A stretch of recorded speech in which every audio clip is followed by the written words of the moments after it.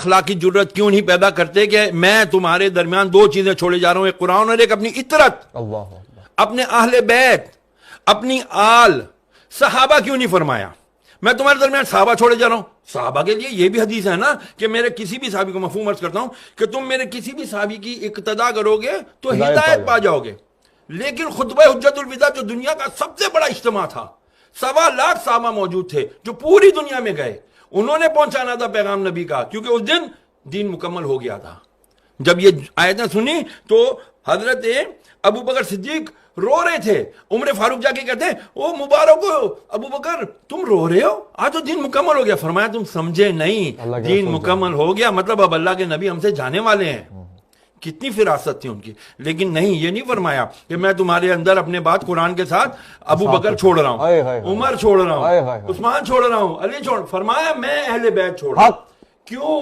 اس کی سب سے بڑی وجہ، صحابہ بھی وفات پا گئے، کئی صحابہ نے شادیاں نہیں کی، کئی اصحاب کے اولاد ہی نہیں ہیں، لیکن اللہ نے قرآن میں وعدہ کیا ان شانیہ کا هو الابتر، اے محبوب تیرا دشمن ہی بے نام رہے گا لیکن تیری آل چلے گی، تیری آل چلے گی، قیامت تک سید ہوگا، آئے گا ایک آخری سید جس کا نام مہدی ہوگا، محمد ہوگا، وہی آ کر کے پھر دجال کو بھی مارے گا، وہی آ کے جب حضرت عیسیٰ علیہ السلام کو بھی کلمہ پڑھا کر کے وہ کہیں گے کہ اب میں لا الہ الا اللہ محمد رسول اللہ کا کلمہ پڑھتا ہوں۔ اب بات آ جاتی ہے یہاں پر کہ ہم کیوں نہیں سناتے کربلا کا، چھوڑ ہی دیا کربلا کو، شیعوں کا کام ہے یہ تو ہمارا کام نہیں ہے۔ یہ کس نے کہہ دیا کہ یہ خالی کربلا، اہل بیت، نبی کی آل صرف شیعوں کا ٹھیکہ ہے؟ سوری ٹو سی اگر میرے الفاظ سخت ہیں تو یار، نبی علیہ الصلوۃ والسلام نے فرمایا قرآن کی نص ثابت ہے، نص اس کو کہتے ہیں جس پہ قرآن سے دلیل آئی ہو، تو قرآن کی آیت مباہلہ نہیں ہے، آیت تطہیر نہیں ہے۔ میں تم سے کچھ نہیں مانگتا، نبی فرما رہے اللہ کی، میں کوئی کچھ نہیں سوال کرتا تم سے، الا المودۃ القربا، میرے اقربا کی، میرے اہل بیت کی، ان کی مودت رکھو، اور مودت محبت سے بہت عالی مقام ہوتا ہے۔ اس کے اندر اگر ہم جائیں گے نا، لیکن جب تک وہ کرائیٹیریا نہیں بنے گا اس وقت تک بچیں گے نہیں۔ کون سا ٹولہ شروع ہو گیا جی، ذرا سا ذکر اہل بیت کیا، ذکر علی کیا، انہوں نے کہا جی تفضیلی ہے تو رافضی ہے، اب اس کا کیا کریں؟ یہ بھی تو مسئلہ ہے۔ میں نے آپ سے عرض کیا نا، ہمیں دوبارہ ریویو کرنا پڑے گا۔ میں تمام علماء اہل سنت سے ہاتھ جوڑ کر، میں حقیر فقیر آدمی، طالب علم ہوں، میری کوئی اوقات نہیں ہے، صرف ہاتھ جوڑ کر جید علماء سے، بڑے علماء کرام سے عرض کروں گا، خدا کے لیے ایک تو ہم اپنا ایگو، انا کا خول توڑیں، گردن میں جو سریے ہیں ان کو ہاتھ جوڑ کر عاجزانہ آپ کی جوتیاں پکڑ کر عرض کرتا ہوں، خدا کے لیے بیٹھیں۔ ہماری آج آنے والی نوجوان نسل کو نہیں پتا کہ بھائی مولا علی کون ہے، مولا حسین کون ہے، حضرت امام حسن کون ہے، نہیں پتا رسول کی اہل بیت کون ہیں، ان کو نہیں پتا۔ اگر ان کو پتا کرنا ہوتا ہے تو وہ اٹھاتے ہیں اور کس کے بیانات سنتے ہیں؟ وہ اہل تشیع علماء کرام کے بیانات سنتے ہیں، بہت بڑے بڑے نام ہیں۔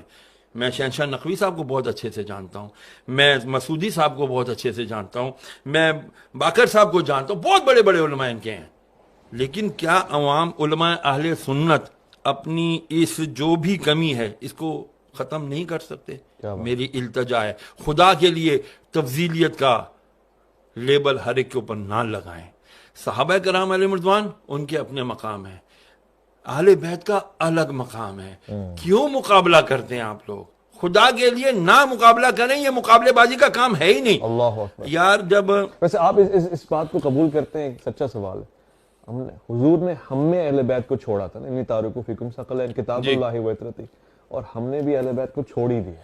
دیکھیں کرائیٹیریا دے دیا، ایک اصول دے دیا، قرآن کو پکڑے رہو گے ہدایت پر رہو گے، قرآن کے ساتھ دوسری چیز کیا چھوڑی؟ اہل بیت پکڑو گے تو ہدایت پر رہو گے۔ خالی اہل بیت پکڑا، قرآن چھوڑ دیا گمراہ، قرآن پکڑا اہل بیت چھوڑ دیا گمراہ، دونوں۔ کیونکہ اہل بیت کون ہے یار؟ کربلا اگر نہ برپا ہوتا، میں بہت بڑی بات عرض کرنے لگا ہوں، اگر کربلا کا واقعہ نہ ہوتا تو خدا کی قسم حق اور باطل کا پتہ ہی نہیں چلنا تھا۔ اللہ اکبر۔ پھر تو وہی ہوتا جس کی لاٹھی اس کی بھینس۔ یزید آ جاتے ہر دور کے اور کہتے جی ہم اتھارٹی ہے، ہمارے پاس طاقت ہے، ہماری بات مانو، ہم جو کہہ رہے ہیں وہی حدیث ہے، ہم جو کہہ رہے ہیں وہی شریعت ہے۔ امام حسین نے کیا تھا یار، بڑے مزے سے مدینے میں رہ رہے تھے، بڑے آرام سے جو ہے نا زندگی گزار سکتے تھے، وظیفے مقرر ہو جاتے، کسی جگہ کی گورنر ہی مل جاتی، گادی نشین بن جاتے ہیں لوگ یہاں پر. کتنی بڑی گدی آپ کے پاس ہے. ہاں آج اللہ اکبر. تو پھر ذرا بتائیے جو آل رسول ہوتے اس سے بڑی گدی کسی کی ہونی تھی؟ نہیں ہونی تھی نا. لیکن نہیں,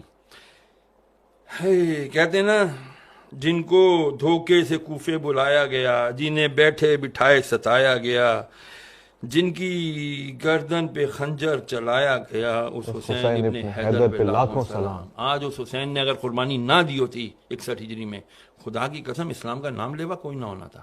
پھر یزید اور صرف یزید ہوتا. میں کسی چینل پر گیا تھا, معذرت کے ساتھ ایک عرض کر دوں, میرا میڈیا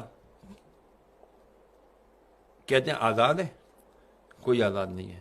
مجھے کہا گیا یزید کا نام نہیں لینا, دشمن اہل بیت کہہ دینا یا دشمن حسین کہہ دینا. میں کیوں نہیں نام لوں یزید کا؟ لعنت جب تک میں یزید لعنت اللہ علیہ جب تک نہیں کہوں گا میری تسلی نہیں ہوگی.